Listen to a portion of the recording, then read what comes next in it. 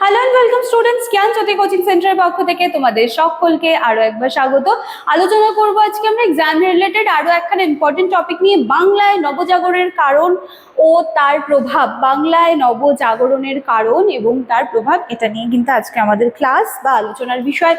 এই জায়গাটি কিন্তু তোমরা কম বেশি এখন সকলেই জেনে গিয়েছো। তোমরা যারা চাইছো আমাদের সাথে যোগাযোগ করতে, বোর্ডের কর্নারে দুটো কন্ট্যাক্ট নাম্বার রয়েছে, যে কোনো একটি নাম্বারে কল করে কিন্তু আমাদের সাথে যোগাযোগ করে নিতে পারো। এছাড়াও কোর্স ফি স্ট্রাকচারটা তো ভীষণ সিম্পল রয়েছে।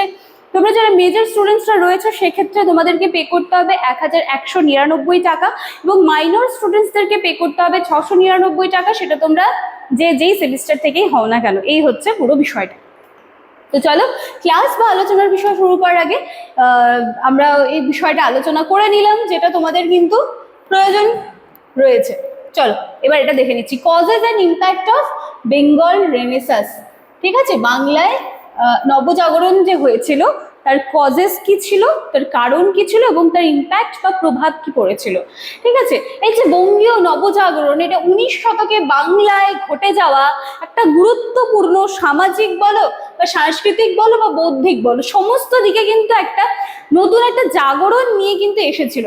এটি মূলত বেঙ্গল বা বাংলায় সংগঠিত হয় এবং আধুনিক ভারতের চিন্তাধারার উপর বেস করে কিন্তু এটা তৈরি হয়েছিল। তো এর পেছনে কিন্তু অনেকগুলো কারণ ছিল।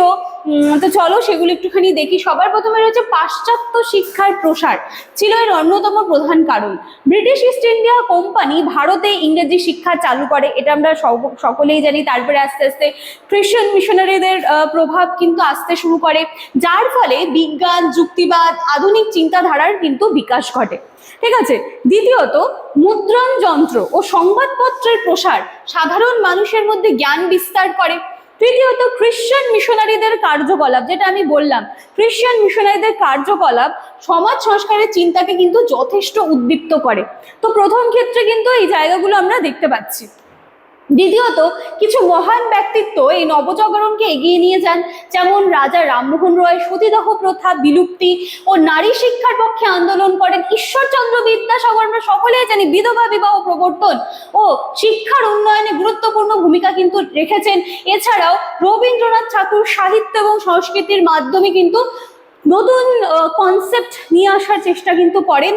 তো এই জায়গাগুলো কিন্তু আমরা দেখতে পাচ্ছি বঙ্গীয় নবজাগরণের। এবার আমরা কিছু ইম্প্যাক্ট গুলো দেখে নিচ্ছি এবং বহুমুখী ছিল।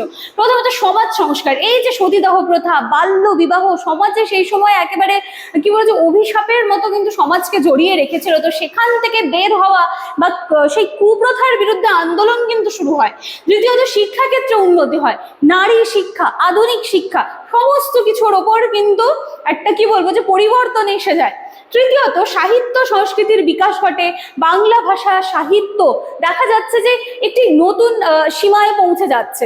এছাড়া জাতীয়তাবাদের বীজ বপন হয়, যেটা পরবর্তীতে স্বাধীনতা আন্দোলনের পথ কিন্তু অনেকটা প্রশস্ত করে। তো যখন ভালো দিকগুলো দেখবো, ডেফিনেটলি কিছু অল্প বিস্তর হলেও তো সীমাবদ্ধতা তো ডেফিনেটলি থাকবে। যেমন শহরে শিক্ষিত সমাজের মধ্যে সীমাবদ্ধ ছিল, গ্রামে কিন্তু এর প্রভাব পড়েছিল, কিন্তু যতটা শহরে পড়েছিল ততটা কিন্তু গ্রামের দিকেই প্রভাবটা পড়েনি, তুলনামূলকভাবে কম ছিল। ঠিক আছে, তো এই জায়গাটি কিন্তু তোমরা দেখে নেবে, এটা এক্সামের জন্য কিন্তু অবশ্যই ভেরি ভেরি ইম্পর্টেন্ট রয়েছে। আমি আশা করছি আর কিছু না হলেও ভিডিওটি পুরোটা দেখলে কনসেপ্টটুকু ক্লিয়ার করতে পারবে। তো চলো আজকের ক্লাস বা আলোচনার বিষয় আমি এখানে শেষ করছি। দেখা হচ্ছে আবার নেক্সট দিনের ক্লাসে। Thank you.